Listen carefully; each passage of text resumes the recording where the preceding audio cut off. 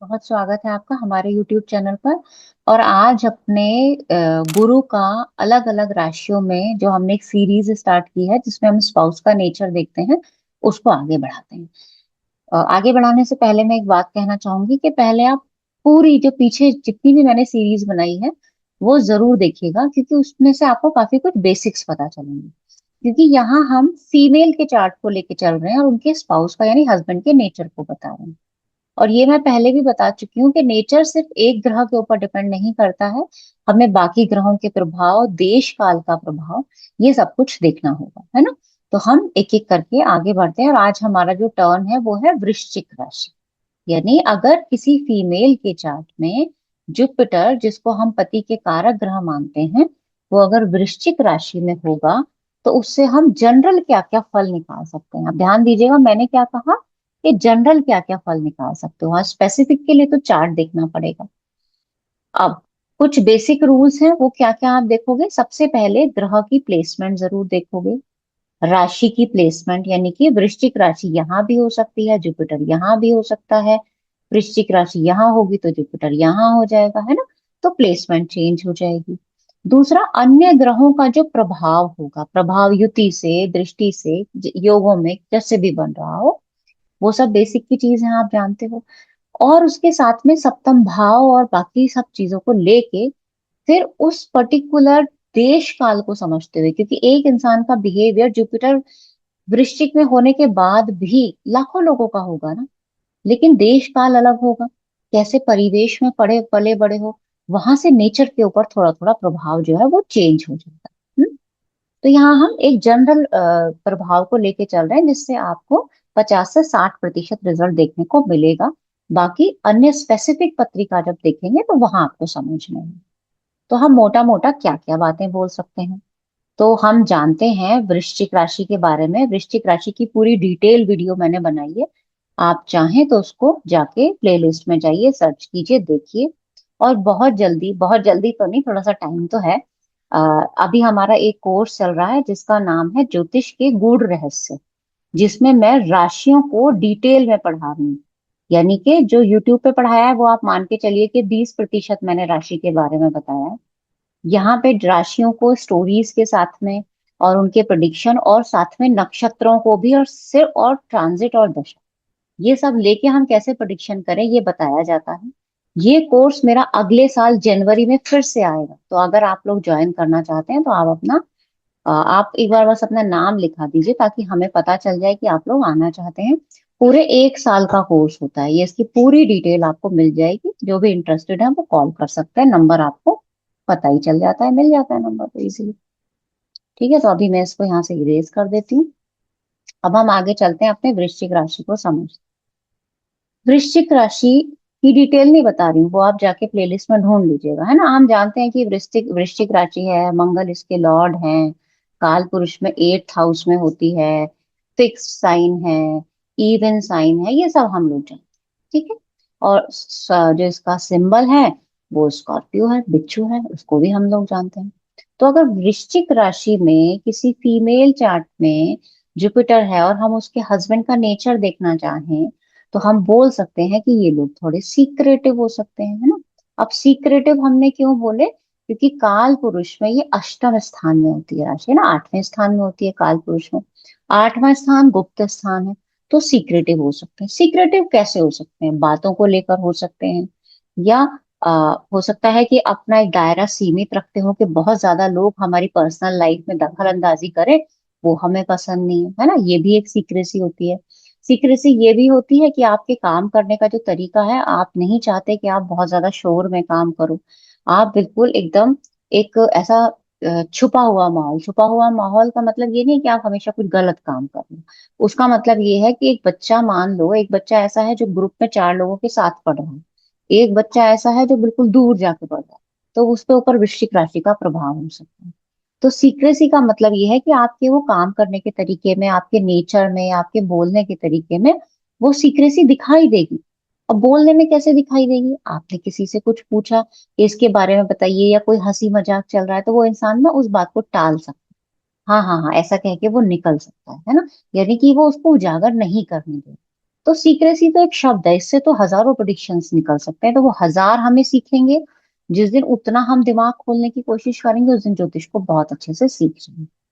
अब सीक्रेसी मैंने एक शब्द बताया, लेकिन मान लेते हैं यहां से चंद्रमा की दृष्टि आ जाए, तो भाई दृष्टि से तो प्रभाव चेंज हो जाएगा। तो सीक्रेसी के साथ में मूड स्विंग्स और परिवर्तन, क्योंकि चंद्रमा क्या देता है, चंद्रमा इमोशंस देता है, चंद्रमा परिवर्तन देता है, ये सारी चीजें होती हैं। अब ऐसे इंसान से अब अगर आप पूछोगे किसी बात को, तो वो क्या करेगा, वो गर्दन इधर उधर हिलाना शुरू करेगा। क्यों? क्योंकि चंद्रमा है ना। अब चंद्रमा से क्या हो जाएगा, वो अपनी सीक्रेसी को मेंटेन करने के लिए इधर उधर देख रहा है, या बात को घुमा रहा है, इमोशंस को छिपा रहा है। अगर कोई इमोशनल बात है जिसको वो नहीं बताना चाहता और चंद्रमा का प्रभाव है, तो वो इमोशन को छिपाएगा। छिपाने का तरीका कुछ भी हो सकता है, ठीक है। तो ऐसे ग्रहों के प्रभाव से चेंज हो जाएगा। अब मान लो कि भाई शनि की दृष्टि आ जाए, शनि को मैं मान लो लगन में ही शनि है। अब यहाँ से शनि की 10वीं दृष्टि का प्रभाव यहाँ जुपिटर के ऊपर आ रहा है, कोई फीमेल चार्ट है, तो शनि की दृष्टि से ना थोड़ा सा काम की ही बात करो, मतलब थोड़े नेगेटिव ट्रेट्स आते हैं और वो इंसान चाहेगा कि भाई सिर्फ काम काम की बातें करो, बहुत ज्यादा इधर उधर की बेकार बातें करना मुझे पसंद नहीं। तो थोड़ी प्रैक्टिकलिटी बढ़ जाएगी उस इंसान में।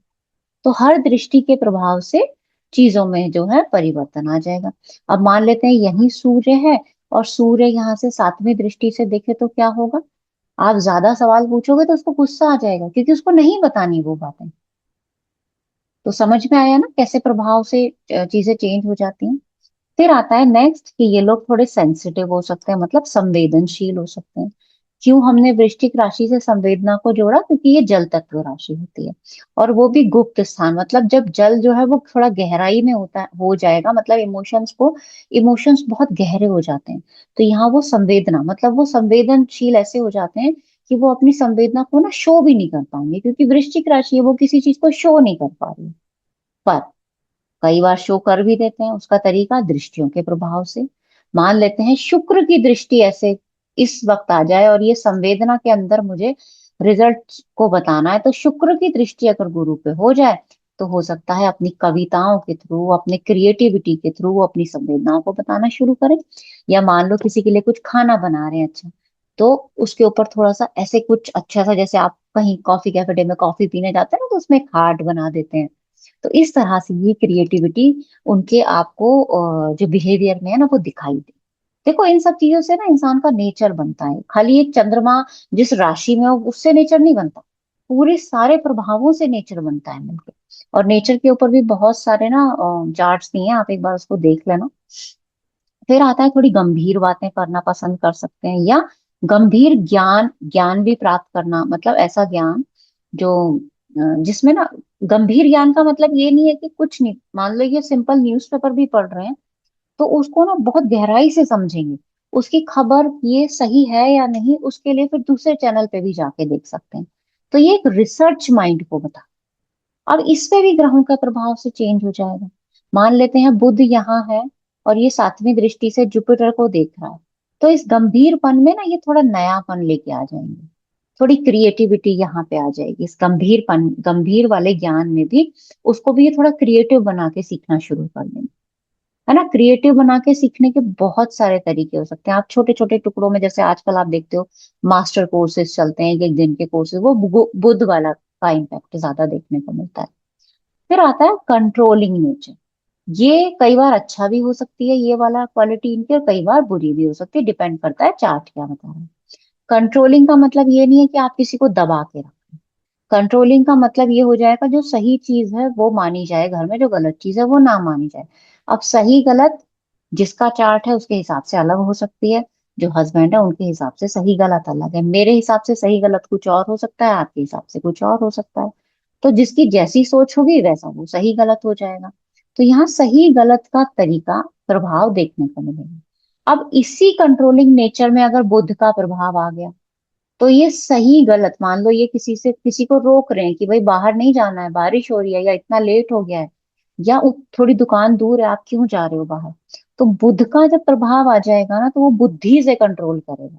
बुद्धि मतलब बुद्धि का मतलब ये हो सकता है कि अरे दूसरा मार्केट ना थोड़ा ज्यादा अच्छा है, वहां चलेंगे, मैं आपके साथ चलूंगा उस चीज के लिए।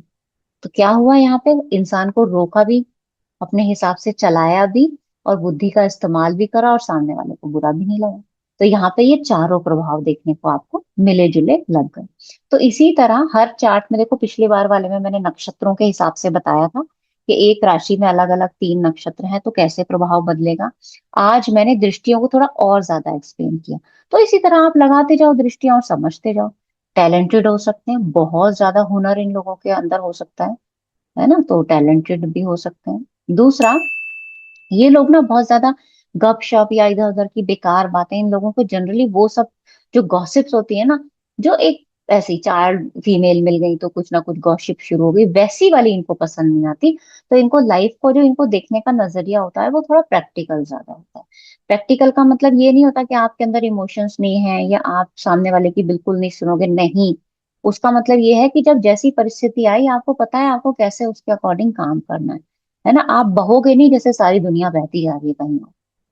फिर आता है लॉन्ग टर्म के बारे में सोचना। लॉन्ग टर्म मतलब लॉन्ग टर्म गोल्स हो सकते हैं, है ना। दूर का फायदा सोच सकते हैं। आज बिजनेस स्टार्ट किया तो ये नहीं कि 2 महीने बस बढ़िया चल जाए आगे की आगे देखेंगे, नहीं। लंबे दूरी तक वो कैसे चले, तो वैसी उनकी सोच हो सकती है।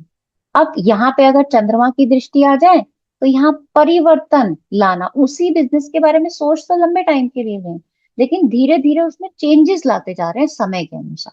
जैसे आज समय की क्या मांग है कि हम व्हाइट बोर्ड से पढ़ें, थोड़े और दिन बाद समय की क्या मांग हो जाएगी कि तुम एआई का, अब तो खैर एआई का इस्तेमाल तो अभी हो गया है, आगे कोई और टेक्नोलॉजी आ जाए तो हम उसका इस्तेमाल करें। मतलब समय की मांग के अकॉर्डिंग खुद को चेंज करना। ये बुध में भी दिखाई देगा या चंद्रमा में। चंद्रमा में ये चेंजेस जल्दी हो सकते हैं, बुध में उससे पैसा भी कमाया जा सकता है, उससे और बिजनेस भी बनाया जा सकता है ना। तो ये थोड़ा सा प्रभाव यहाँ पे आ जाएगा। डिटेल्ड ओरिएंटेड, ये तो आपको पता ही चल गया होगा क्योंकि रिसर्च में जाना चाहते हैं, हर चीज की खोज में जाना। तो कई बार थोड़ा रिश्तों में इसको लेके प्रॉब्लम हो जाती है, क्योंकि आप जितने डिटेल ओरिएंटेड हो जाओगे उतने आप शकी भी हो जाओगे। शक भी हो जाता है उसके लिए फिर शनि का प्रभाव, राहु का प्रभाव अगर आ जाए गुरु पे, तो वो थोड़ा ऐसा नेचर ला सकता है। स्ट्रेट फॉरवर्ड हो सकते हैं, मतलब जो मन में है भाई सीधी बात बोलो, ऐसे घुमा फिरा के बात हम लोगों को पसंद नहीं है। तो ये प्रभाव आपको इनके अंदर देखने को मिल सकता है कि वो थोड़े से स्ट्रेट फॉरवर्ड हो सकते हैं, है ना। और इनके मन में ना एक फीलिंग रहती है, इनको एक फीलिंग रहती है कि कुछ ना मिस है इनकी लाइफ में।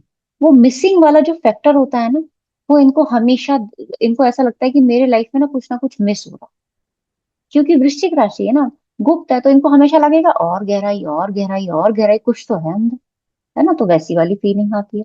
पजेसिव भी हो जाते हैं किसी चीज को लेके, वो कंट्रोलिंग वाले नेचर में हल्का फुल्का मिलता हुआ दिखाई देगा। तो ऑब्सेसिव हो जाते हैं, पजेसिव हो जाते हैं किसी चीज को लेके।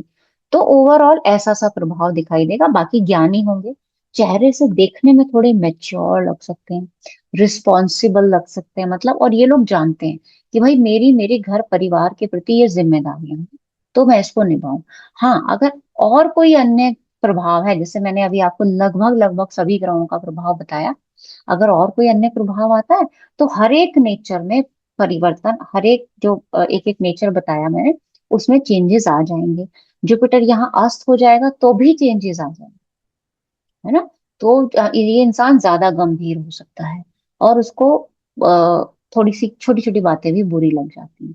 तो ये इस तरह के चेंजेस से हम इस तरह से सीख सकते हैं। तो आपसे एक अनुरोध है कि पहले प्रीवियस वीडियोस को देख लो। प्रीवियस वीडियोस को देखने से क्या होगा कि आपको थोड़ी क्लैरिटी आ जाएगी, है ना। और एक सिद्धांत पे कभी ज्योतिष नहीं चलता, तो एक सिद्धांत से ज्योतिष ना पूछो। क्योंकि मैं जनरली कमेंट में देखती हूँ कि शनि यहाँ है क्या फल देगा, बुध यहाँ है। नहीं, आप एक ग्रह से कभी कुछ नहीं बता सकते।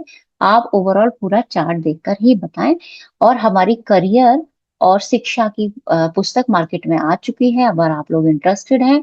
A to Z सब कुछ उसमें बताया है, उसकी वीडियो भी अपलोड हो गई है। बुक के बारे में क्या क्या इंफॉर्मेशन है, पूरा मैंने सीरीज बना के बताया है कि उसमें कितने चैप्टर्स हैं, क्या क्या उसमें बताया गया है किताब में। तो आप वो सीरीज को देख सकते हैं, उस वीडियो को देख सकते हैं। आपको कहीं ना कहीं अभी कुछ हाल फिलहाल दिन पहले ही अपलोड हुई है, तो आपको मिल जाएगी। तो जिसको भी वो लेनी हो तो आप ले सकते हैं और अपना फीडबैक भी जरूर दे सकते हैं। आज के लिए इतना ही रखो, बहुत धन्यवाद।